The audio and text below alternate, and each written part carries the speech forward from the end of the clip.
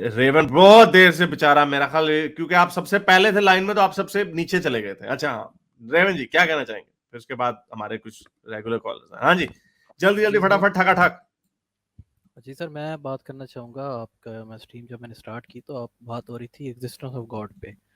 तो अच्छा। बहुत से लोग आपसे डिबेट करते हैं इस बारे में, ठीक है। हम्म। तो मैं उस दिन एक देख रहा था, शायद कोई फिजिक्स का स्टूडेंट था, फिजिसिस्ट था, खुद को फिजिसिस्ट कह रहा था, जर्मनी का। उसके साथ भी पीएचडी। आपकी काफ़ी बहस हुई। हाँ जी, पीएचडी के साथ। तो मैं वो भी स्ट्रीम देख रहा था, तो मैं काफ़ी आपकी ना, मैं मेरा ये फेवरेट टॉपिक है, ठीक है। मैं चाहता अच्छा हूँ कि आप किसी मोमेंट के साथ इस पर डिस्कशन करें। लेकिन हर दफ़ा जो है ना, वो बहुत ज़्यादा आप उसको और तरफ ले जाते हैं। अच्छा। तो मैंने ये देखा है कि जब मैं बहुत ज़्यादा कट्टर किस्म का मोमेंट था, तो मैं भी बहुत प्लेटफॉर्म्स पे लोगों से बहस करता था, फेसबुक पे बहुत से एथियस्ट को जाके, ठीक है, उनके साथ काफ़ी लड़ाई झगड़ा करता था। तो एक दिन मैं ऐसे ही बैठा हुआ था, तो मैं किसी की वीडियो देख रहा था, किसी एथियस्ट की। तो उसने एक बड़ा अच्छा पॉइंट रखा। उसने कहा कि अ, अगर तो कोई गॉड है, ठीक है, तो वो इस कायनात से, इस यूनिवर्स से ज़्यादा कॉम्प्लेक्स है, ठीक है। अगर तो यूनिवर्स वेल ऑर्गेनाइज्ड है, ब्यूटीफुल है, तो ये इसका रखा हुआ मतलब मैंने ये है यार, कि ये हाँ, जी, ये बड़ी आर्गुमेंट बार मैंने बात रखा हुआ, करते हैं हम। एक बड़ी दफा जी, इसके जी, ऊपर। ये मैंने जो हमजा के साथ जो बात हुई थी उसमें मैंने यही कहा था कि, और ये बड़ा नॉन आर्गुमेंट है कि कॉम्प्लेक्स है वर्ड। तो चलें आप इसको कर लें पूरा, हम इसके मतलब ऊपर बड़ी मतलब बात मैं है। ये कहना चाह रहा हूँ कि मेरा जो मतलब टर्निंग पॉइंट था वो यही था। जब मैंने ये हम्म। पॉइंट जहन में लाया, तो मैं, मेरे जहन में कोई क्वेश्चन नहीं बचा। मतलब मैं बहुत सोचा मैंने इस बारे में कि ऐसी एंटिटी कैसे एग्जिस्ट कर सकती है, ऐसा सेट ऑफ इंफॉर्मेशन, चाहे वो नॉन मटेरियल हो, मटेरियल हो। हम्म। नॉन मटेरियल, कई लोग कहते थे मुझे कि ये नॉन मटेरियल है, और तो नॉन मटेरियल है, ये है वो। मैं कहता था अगर नॉन मटेरियल भी है तो वो सेट ऑफ इंफॉर्मेशन है, वो कैसे ऑर्गेनाइज हो गया। उसका जवाब वो ये देते हैं कि वो इतना कॉम्प्लिकेटेड है, यूनिवर्स से भी ज्यादा इतना कॉम्प्लिकेटेड है कि आप उसको समझ ही नहीं सकते। जी, तो मैं यही कहना चाह रहा था। Thank you. चलो, इसके ऊपर तो हमने बड़ी बार बात की हुई है। मैंने हमजा के साथ जब बात की थी उसमें मैंने ये बड़ा नॉन आर्गुमेंट है कि जो यूनिवर्स की कॉम्प्लेक्सिटीज हैं, तो यूनिवर्स को बनाने वाला उससे भी ज्यादा कॉम्प्लिकेटेड होगा। जैसे कंप्यूटर को बनाने वाला जो है वो उससे ज्यादा कॉम्प्लिकेटेड होगा। लेकिन अब उसमें प्रॉब्लम ये आई थी कि अगर वो once it sets to evolve, तो जो रोबोट्स है, it might end up becoming more complicated than the designer, i e human being. तो ये दोनों तरफ जा सकता है argument, and it might be debunked in future, क्योंकि if your AI is more complex and complicated than your designer, यानी इंसान से ज्यादा कॉम्प्लिकेटेड जी, हो गया अगर रोबोट, तो फिर आप क्या करेंगे? सो दैट आर्गुमेंट, इसके ऊपर मैंने बात करना इसलिए थोड़ा कम कर दिया था, because I thought about it. पर anyway, Khalid, what are your thoughts on this?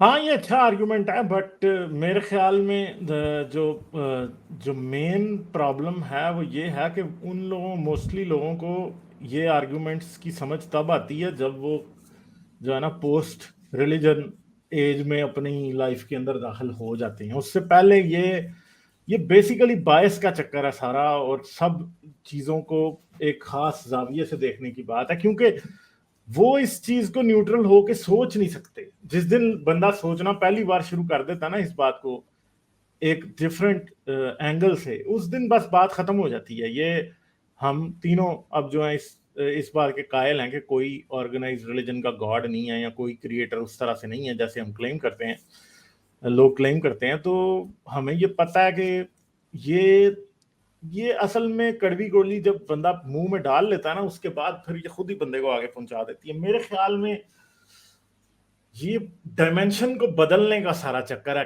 कोई वक्त जिंदगी में ऐसा आता है कि इंसान उसके ऊपर जो है ना, उसके ऊपर अपेरेंट हो जाती है बात कि यार मैं गलत था, और अब मुझे इस बात को एक्सेप्ट कर लेना है कि मैं गलत बात सोच रहा था। जब ये पॉइंट आता है ना, फिर इंसान बदल लेते हैं अपनी परसेप्शन।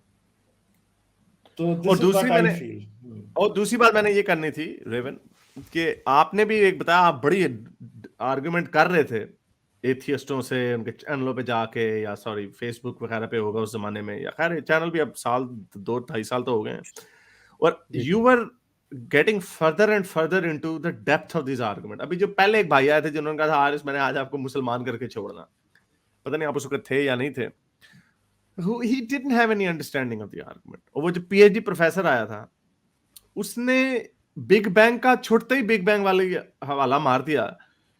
उसने एथियज्म के आर्गुमेंट या जो रिलीजियस आर्गुमेंट है उनका काउंटर उसने कभी सुना हुआ ही नहीं था। और ऐसे तीसरी बात ये है कि जो डिफरेंट चीजें हैं लोगों को डिफरेंट तरीके से माइल करती हैं। ये जो मैंने ये आर्गुमेंट जो देखा था, मेरा ख्याल ये डॉकिंस की बुक में है शायद, ये कि the designer must be more complicated than the design itself.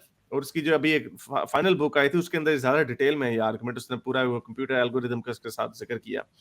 सो आपको डिफरेंट टॉपिक्स हैं जो आपको करते हैं। फॉर एग्जाम्पल मैंने जब देखा ना, मैंने एक अपना मारा सर्च, मैंने देखा, हालांकि मुझे इस्लाम की जरूरत बिल्कुल भी नहीं थी, मैं तो डॉकिंस को देख के ही एथियस्ट हो गया था, मैंने भी इस्लाम को रिसर्च ही नहीं थी की। फिर मैंने ऐसे ही एक दिन बैठे बैठे कहा, मैंने कहा जमीन सूरज के गिर्द घूमती है, ये तो कोpernicus रेवोल्यूशन था, उसने हमें बताया, फिर उसको रिफाइनमेंट हुई गैलीलियो ने। तो उस वक्त तो किसी को भी नहीं पता था सिवाय हाइपेशिया के, लेकिन वो एक सक्सेसफुल वर्ल्ड व्यू नहीं था। तो मैंने कहा देखें कुरान क्या कहता है, मैं खोल रहा हूं, मैंने कहा ये क्या लिखा हुआ है, यानी मेरे लिए वही इनफ था कि ये बोंगियां हैं। मैं एथियस्ट हो चुका हुआ था, लेकिन इस्लाम को धज्जियां उड़ाने के लिए, यानी मैं एथियस्ट गॉड के जो आर्गुमेंट्स थे उसके ऊपर मैं हो चुका हुआ था, लाइक यू कि आपने इस्लाम में जाए बगैर गॉड के कॉम्प्लेक्स या आर्गुमेंट आपको पसंद आया, ए प्रायोरे असम्पशन से, पोजीशन से। तो उसमें डिफरेंट चीजें, आप मोस्टली ख्वातीन को जब हम देखते हैं, उनको जो उनके साथ जो रवैया रखा गया मजहबों में, और हमारी मुसलमान ख्वातीन जो एक्स मुस्लिम होती हैं, उनको उसमें ही बड़ी तकलीफ होती है, कहते हैं चलो पाजो है तो, एंड देन फर्दर थिंग्स, ये छोटी छोटी इमारत, ये भी एक इमारत है जो खड़ी होती जाती है उसके ऊपर। तो एनीवे चले, बहुत शुक्रिया आपके इनपुट का, दोबारा भी आइएगा। Thank you sir. ओके जी, अच्छा जी। मेरे इस नेक काम को जारी रखने के लिए मुझे पेपैल या पेट्रियन पे जरूर सपोर्ट कीजिए, ताकि मैं अपना पैगाम ज्यादा से ज्यादा लोगों तक पहुंचा सकूं।